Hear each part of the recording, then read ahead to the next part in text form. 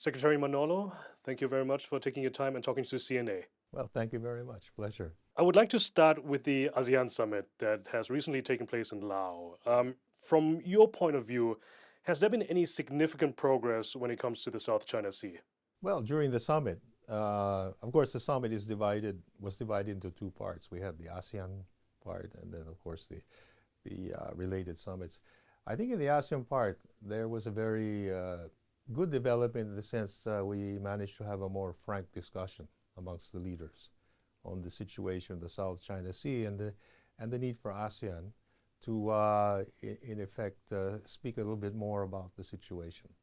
And our president made these points to the other leaders that we feel that ASEAN has an important role to play in upholding certain principles, such as the importance of the rule of law, international law, especially UNCLOS, in relation to the South China Sea, and as well as ensuring that countries are able to, let's say, play a more effective role in the negotiations on the Code of Conduct on the South China Sea.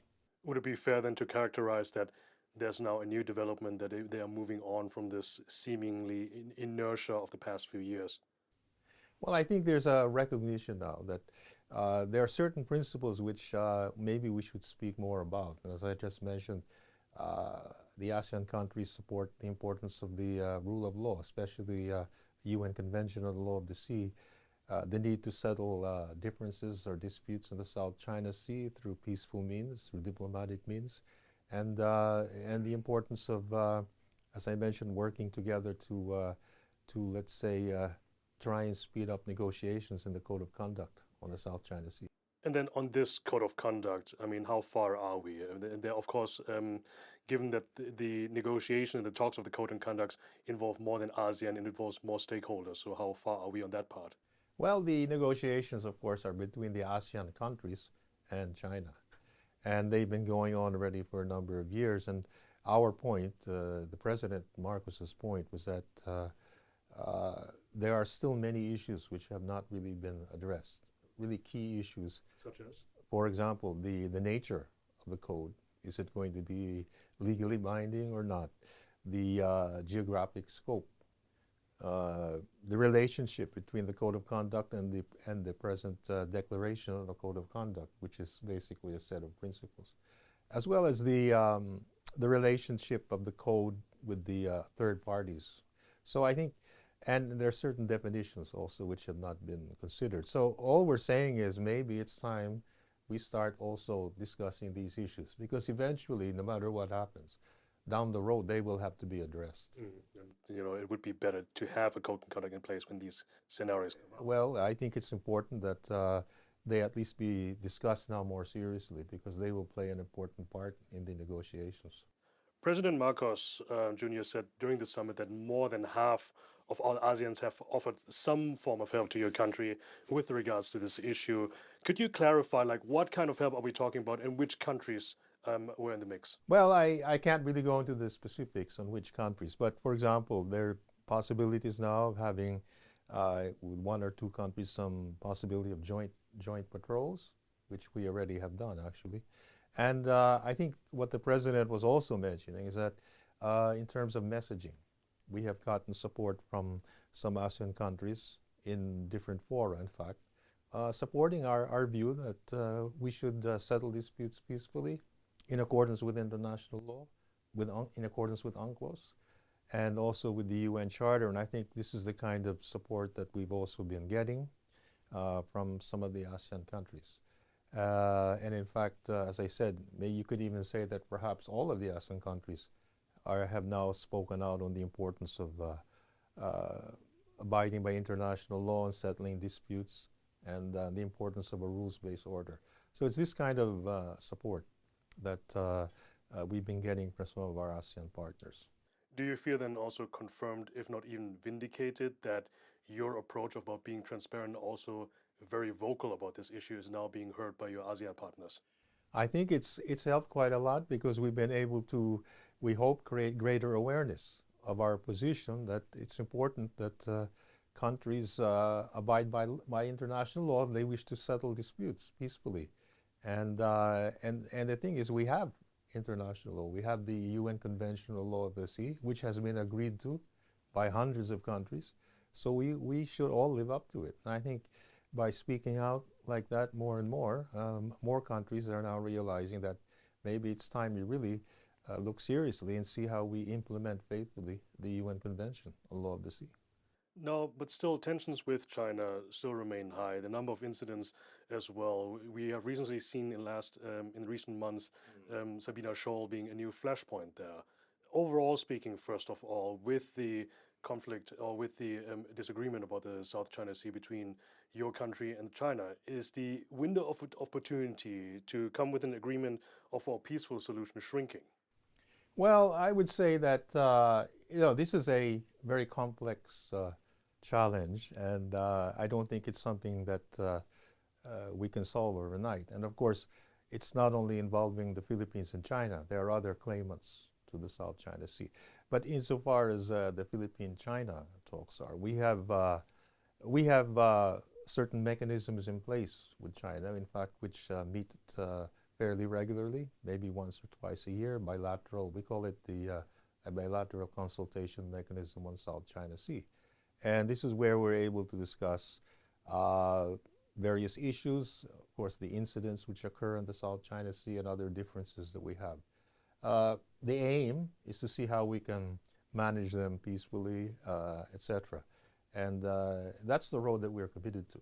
But as you mentioned, in the past year, we have unfortunately experienced a number of incidents which have affected our vessels. They have been rammed. There has been water cannoning.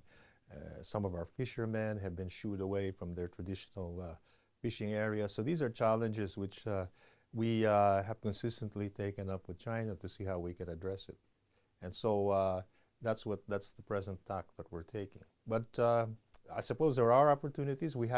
Though it's been a small arrangement, we have reached a provisional understanding on a Yungan Shoal. Of course, that's only a small piece of the whole picture. So there's still a big area there where we have to continue discussing. But then, diplomacy is one thing, and these achievements that you make on that level seem to be maybe small to a layman. With that, what I'm aiming at is the question about how is that being perceived in your country by your fellow countrymen? I mean, do you feel that there's more pressure or more tensions coming from your own people that they are demanding maybe more action or at least some sort of progress on this issue? I think what our domestic constituency in the whole is on the general is that they believe that the Philippines should assert its rights. And when I mean rights, our sovereign rights, our responsibilities, all of which, as I said earlier, are in accordance with international law. And I think that's the tack that we are taking. That's the approach. What the actions we are taking are legal. And that's the point that we're trying to show. And I think another part of our approach is we are getting a lot of support from other non-ASEAN countries, especially in the region, and including, of course, our traditional partners like the United States and the EU, all of whom are supportive of our approach of hammering on the importance of international law, asserting our rights, and also increasing our partnerships with the similar countries in various areas. So I think these approaches we're taking are consistent with the views of our domestic constituency. Now, you're already leading on to my next question about these defense ties that you're seeking with other countries such as Japan and South Korea. How do these partnerships actually contribute to a country's strategic position, not only to the South China Sea, but also beyond that? Mhm. Well, they contribute in many ways. For example, in the case of Japan, we've signed a reciprocal arrangement agreement. It's not purely, of course, it involves a defense and military angle, but there's also an economic angle. And in this way, we are promoting our security not only in terms of defense and military, but also economic security by increasing our economic cooperation. Similarly with Korea, we're also in talks there. With Australia, we are now also, and even New Zealand, we are also talking in a similar manner. And the cooperation we're looking at is not purely on defense and military, but a lot also on enhancing our economic cooperation. And the same is true in the trilateral uh, arrangement we have, or vision statement that we adopted with Japan and the United States. If that statement is a large part of that statement consists also of how to promote economic cooperation and security. So we're looking at security from the broadest aspect here, and that's how it strengthens us. And since we're here, what about Thailand? Well, I think Thailand and the Philippines, we're now celebrating our 75th anniversary of our formal diplomatic relations. And it's quite clear that the cooperation between the Philippines and Thailand is very deep and broad. But in my discussions today, we agreed that there's still many other areas that the Philippines and Thailand can and should cooperate on. Thailand is one of the countries that you also have a defense agreement with. Has there been any further talks on that today? Yes, we've discussed on ways of strengthening our cooperation, for example, in terms of logistics cooperation, equipment, and also related to this are in dealing with transnational crimes and illegal drugs, as well as um, migration and online scams, and aside from the traditional defense type of cooperation. Now, you already mentioned that the security strategy is not only about military solutions or military approaches, but also economic approaches as well. So, with that in mind, my next question would be then, since you are seeking out more partners in these many ways, including economically, is that also a way of pivoting or de-risking from China as well? Well, I wouldn't try and say what we're doing it's not because of China. I think we're concerned with our own national security needs, our own national interests, and our independent foreign policy, which is to reach out to all countries who wish to cooperate with us. And it seems many countries have the same policies now, especially with the situation, the geopolitical situation, not only in our region, but of course in Europe, and we have in the Middle East. And I suppose countries now are realizing the importance of increasing your ties with your partners and friends, because those who share your own views or approaches, I think it's important that we work together. So in many ways, you're addressing your security concerns and at the same time ensuring your resilience and ability to adapt to unforeseen circumstances. Now, you already mentioned that the issue of the South China Sea, it's not only the Philippines and China, many other countries have claims in that as well. I would like to pick one example, would be Vietnam. They have their claims and also their approaches about that, but also between your countries as well. I mean, is that, for example, a model, a role example about how two countries should talk to each other about these things? I think it could serve as a very good example because very recently, at least in the past couple of years, we have enhanced our ties with Vietnam. In fact, we are strategic partners now. And in the maritime area, we have reached understandings on how to enhance our maritime cooperation.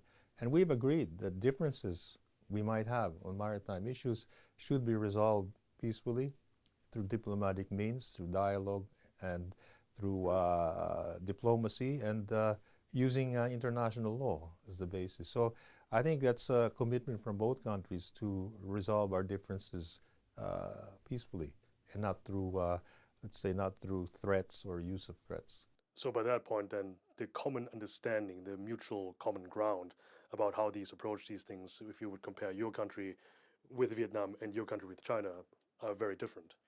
Well, in the sense that Vietnam and the Philippines are committed to trying to resolve our differences through on the basis of international law, as well as our bilateral relation.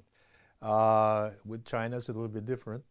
Even though China is a member of UNCLOS, somehow we don't get to, and they have stated it's UNCLOS, but unfortunately there are sometimes differences in the interpretation.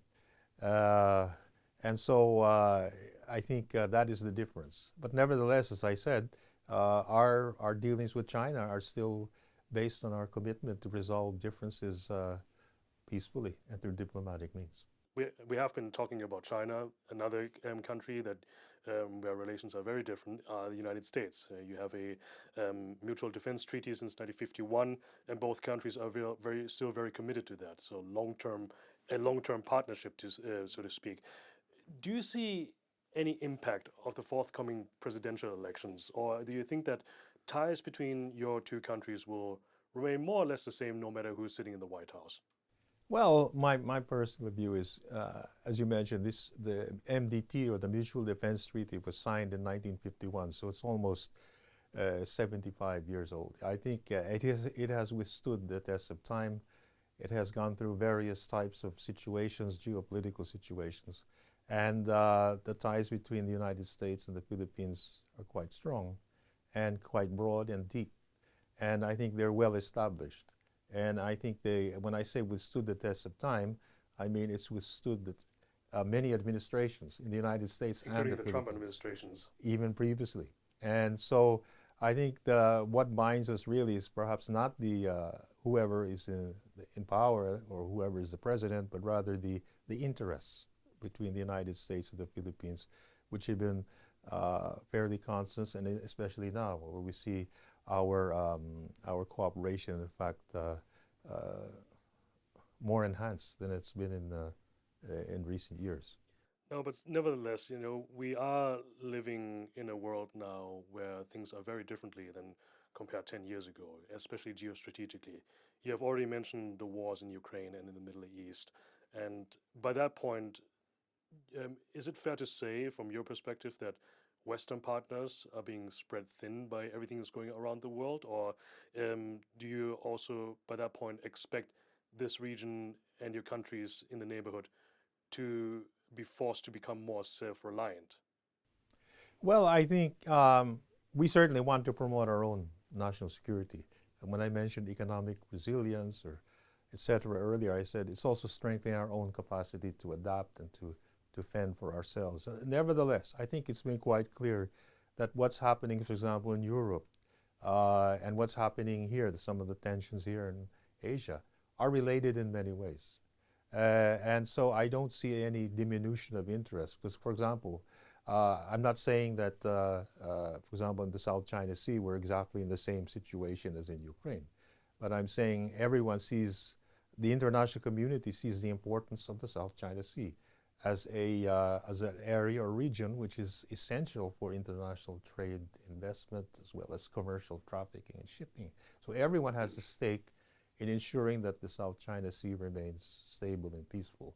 And this is all countries, whether they're from Europe, Middle East, Asia, West, they see the importance of this region. And I think that's, just based on that, indicates that I don't think that their sights will be driven away from South China Sea because of what's happening elsewhere, given the importance of our region. And as you well know, in many countries, even in Asia, were affected by the conflict in the Ukraine, and there still are. So there are, unfortunately, links between these areas, but I think those also help promote a greater awareness of the need for cooperation. You began this interview talking about ASEAN. I would like to close out this interview with a question about ASEAN again, especially about the next chair, Malaysia. So, what do you think that the next chair can bring to the table, not only about the issue about the South China Sea, but also other issues such as the situation in Myanmar? Well, I think under Malaysia, and of course, we thank Lao PDR for their chairmanship, but we also look forward to Malaysia's chairmanship. And I think they have, after my discussions with my counterpart, it appears Malaysia is certainly going to play a very active role in addressing the ASEAN issues. From the economic side, for example, I think they're very much committed to strengthening the ASEAN community. And certainly, they are very much, they're going to be very much involved in trying to see how we can address the issue of Myanmar.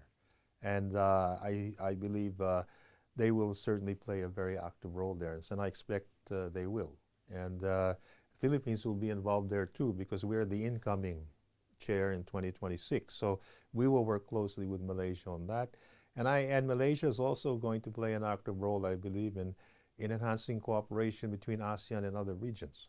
For example, the Gulf Cooperation Council, maybe the Pacific Alliance. So in other words, I think they'll also find a way to reach out to other regional groupings, aside from addressing the key issues in ASEAN. And I think their theme is inclusivity and resilience. So that can really show the type of approaches they'll take in ensuring greater economic interaction among the ASEAN countries and promoting greater ASEAN economic prosperity. So I'm quite sure we will see on a very active chairmanship.